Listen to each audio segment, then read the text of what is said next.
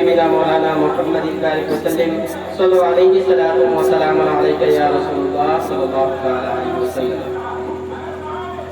میرے پیارے آقا کے پیارے دیوانوں، today my topic is adore. It means love, prem، محبت، الفت، اور عربی میں کہا جائے تو حب۔ میں کچھ دیر کے لیے آپ کے سامنے حاضر ہوا، کوشش کروں گا کہ حق آپ کے سامنے میں بولوں اور آپ لوگ حق سنیں۔ نگاہ عشق و مستی میں وہی اول وہی آخر، نگاہ عشق و مستی میں وہی اول وہی آخر، وہی فرقہ وہی قرآن وہی یاسین وہی تھا۔ اور کوئی شاعر کیا خوب ہی کہتا ہے کہ محمد کی محبت دین حق کی شرط اول ہے، محمد کی محبت دین حق کی شرط اول ہے، اسی میں ہو اگر خامی تو سب کچھ نہ ہو۔ یہ کھیت خلیات پراپرٹی زمین جائیداد سب کچھ نامکمل ہے۔ اور یا رسول اللہ میرے تو سب کچھ آپ ہی ہیں رحمت عالم، میرے تو سب کچھ آپ ہی ہیں رحمت عالم، میں جی رہا ہوں زمانے میں آپ ہی کے لیے۔ میرے پیارے آقا کے پیارے دیوانوں، میں کوئی بڑا مقرر اور خطیب نہیں، بس حضور کا ادنا سا غلام ہوں، غلامی کا ثبوت پیش کرنے کے لیے آپ کے سامنے حاضر ہوں۔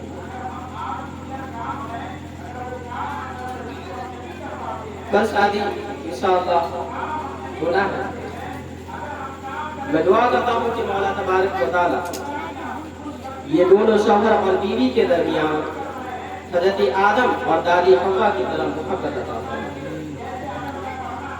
میرے پیارے آقا کے پیارے دیوانوں، آج پوری دنیا کے اندر یہ عشق لو لوگ نیگیٹو معنی میں یوز کرتے ہیں، حالانکہ اسلام کا دوسرا مطلب ہی ہے محبت، عشق، الفت۔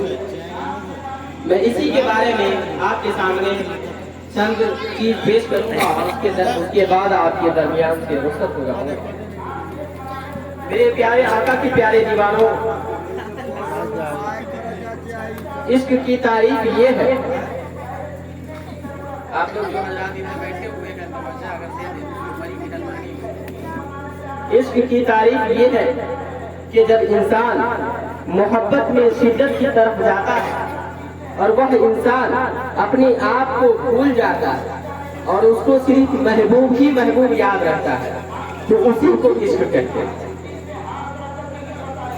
اسی لیے اللہ نے اہل ایمان کی نشانی فرمائی ہے، والذین آمنوا اشد حبا للہ، جو اللہ کے ایمان والے بندے ہیں وہ اللہ سے محبت نہیں کرتے۔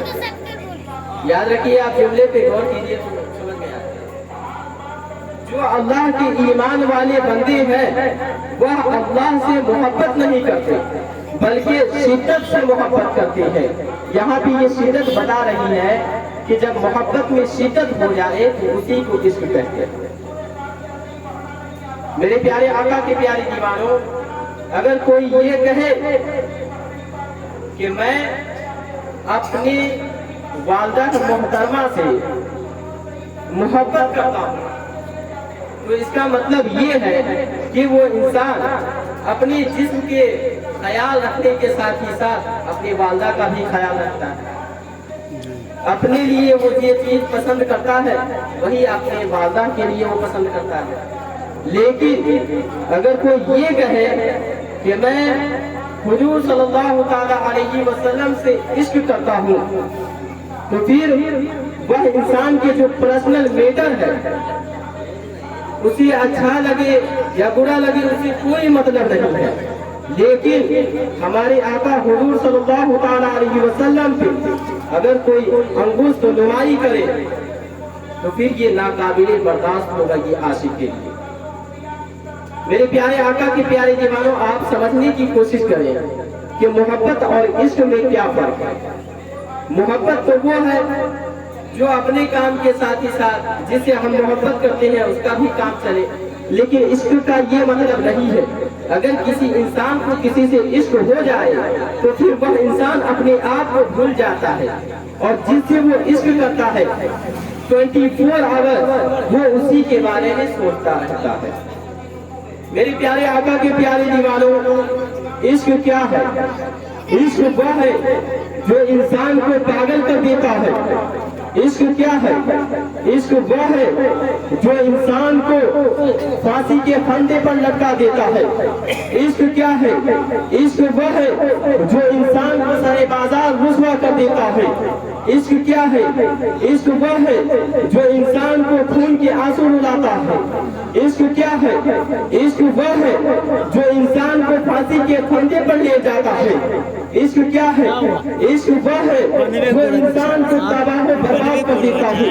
اللہ اکبر! میرے پیارے آقا کے پیارے دیوانوں، علماء کرام سوشل میڈیا پہ یہ سرچ کیے کہ دنیا کے اندر کتنے لوگ پاگل ہیں اور وہ کیوں پاگل ہیں، تو پتہ یہ چلا کہ تقریباً 80% لوگ صرف اور صرف محبت میں دھوکہ کھانے کی وجہ سے پاگل ہوئے ہیں۔ تبھی تو وہ لوگ کہیں پر انٹرویو دینے گیا ہے تو وہاں پر وہ اپنی محبوبہ کے اوپر غزلیں پڑھ رہا ہے۔ تبھی تو وہ لوگ کہیں پر امتحان دینے کے لیے گیا ہے تو وہاں پر وہ اپنی محبوبہ کے اوپر غزلیں لکھ رہا ہے۔ میرے پیارے آقا کے پیارے دیوانوں، آپ آنکھوں بھی جانتے ہیں کہ زلیخا کا عشق ہے جو حضرت یوسف علیہ السلام کو قید خانے تک لے جاتا ہے۔ اللہ اکبر! باپ کی محبت بیٹے کو کنویں تک لے جاتا ہے۔ عشق میں مصیبت، عشق پھول کی باغ نہیں بلکہ کانٹوں کی راہ ہے۔ عشق اتنی مشکل سے ہے کہ کسی کہنے والے عاشق نے کہا ہے کہ پلسرات سے گزرنا آسان ہے لیکن عشق کے وادیوں سے گزرنا مشکل ہے۔ میرے پیارے آقا کے پیارے دیوانوں، آپ ہندوستان کے تاریخ باتوں بھی جانتے ہیں۔ عشق وہ ہے جو کسی کو دیوار میں چومیاں دیتا ہے۔ عشق وہ ہے جو کسی کو لیلا لیلا کہہ کر کے جنگلوں میں پھرنے پر مجبور کر دیتا ہے۔ میرے پیارے آقا کے پیارے دیوانوں، علماء کریم کے دیوانوں، ذرا توجہ میرے طرف دیجئے آپ لوگ، میرے طرف دیکھیے۔ میرے پیارے آقا کے پیارے دیوانوں، اس پوری کائنات کے اندر، برہمان کے اندر عشق جب انسان کو پاگل کر دیتا ہے تو پھر عشق کا عنوان کیوں؟ عشق جب انسان کو ناکام کر دیتا ہے تو پھر عشق کے عنوان کیوں؟ عشق جب انسان کو بدنام کر دیتا ہے تو پھر عشق کے عنوان کیوں؟ عشق جب انسان کو پاگل کر دیتا ہے تو پھر عشق کے عنوان کیوں؟ عشق جب انسان کو احمد بنا دیتا ہے تو پھر عشق کے عنوان کیوں؟ عشق جب انسان کو پھانسی کے پھندے پر لے جاتا ہے تو پھر عشق کے عنوان کیوں؟ عشق جب انسان کو خون کی آنسو رلاتا ہے تو پھر عشق کے عنوان کیوں؟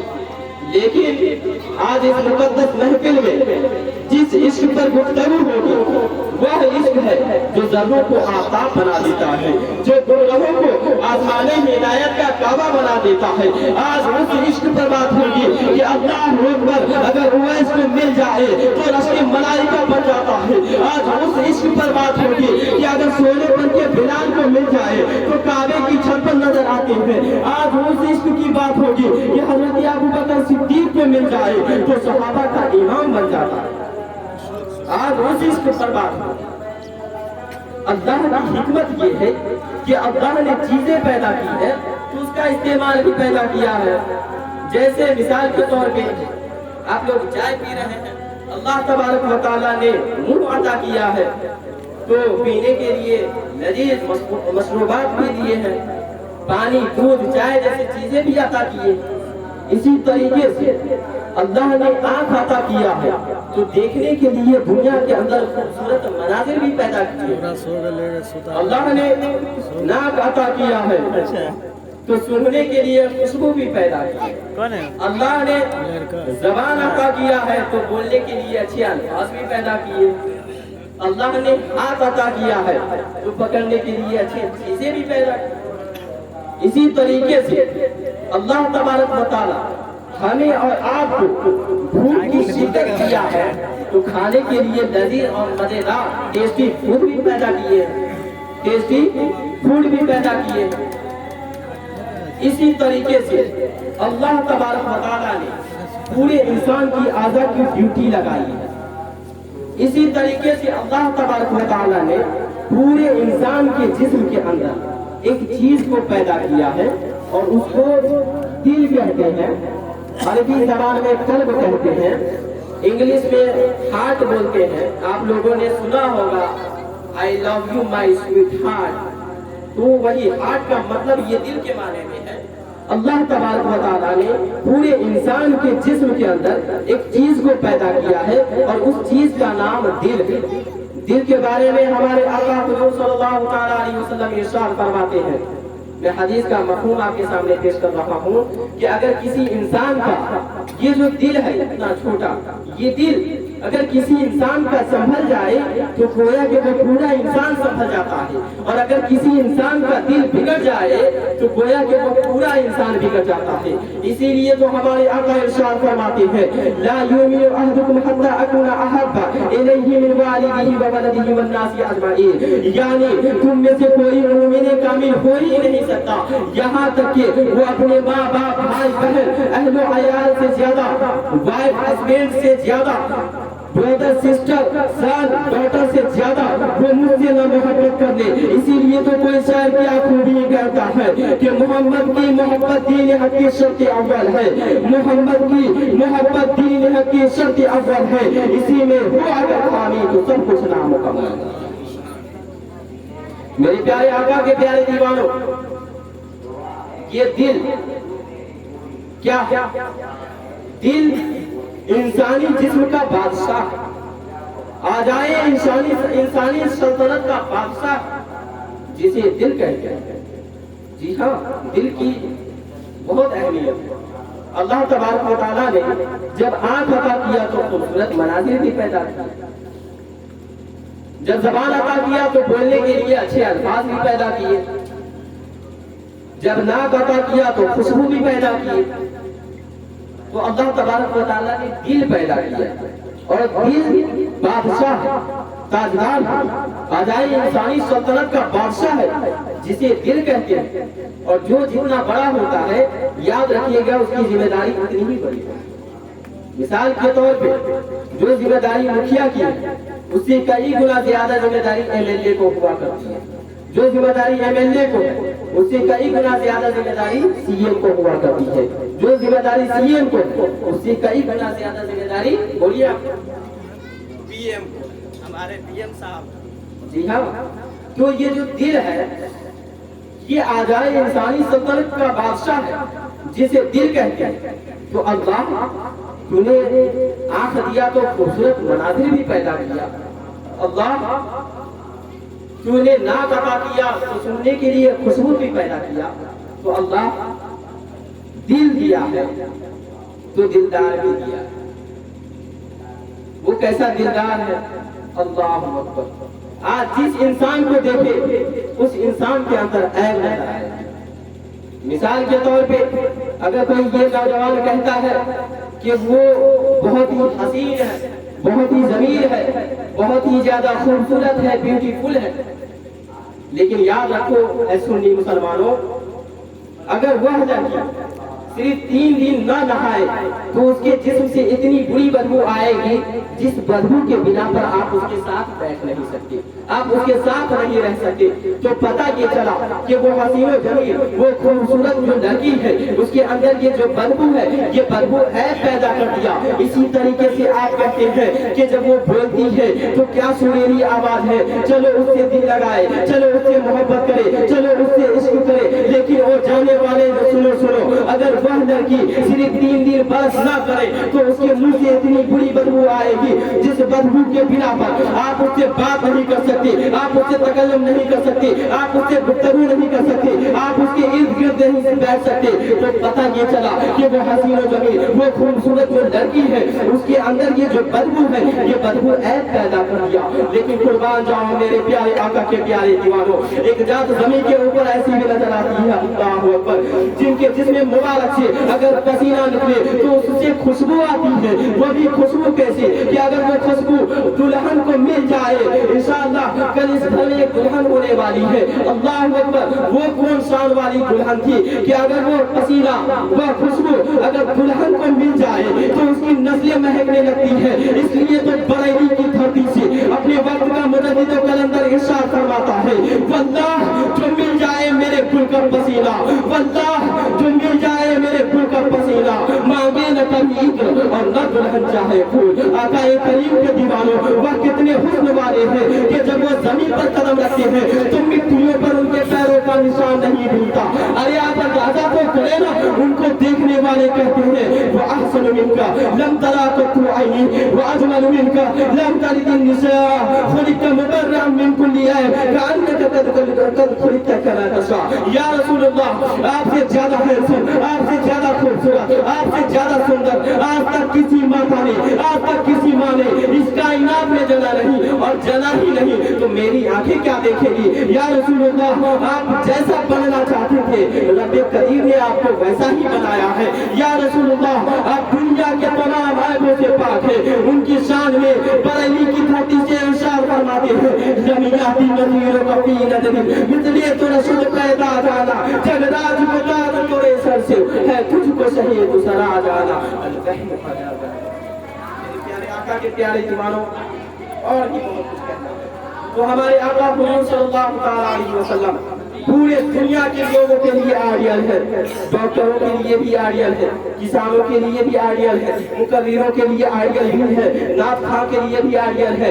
याद रखें, हमारे आका हुजूर सल्लल्लाहु अलैहि वसल्लम पूरे दुनिया वालों के लिए आइडियल है। और अगर आप सीधे राह पे चलना चाहते हैं, अगर इश्क करना चाहते हैं, अगर अपना दिल देना चाहते हैं तो किसी दुनिया को दिल मत दो, बल्कि अहमद मुख्तार को दो। अरे इसी हिंदुस्तान का राजा, हम सब का खाजा, मदह रसूल जनाब ख्वाजा मोइनुद्दीन चिश्ती संजरी रहमत व रिजवान जब मदीने से हिंदुस्तान आया है ना, तो किसी दुनियादार वालों को दिल नहीं दिया है, बल्कि मदीने के अहमद मुख्तार को दिया है।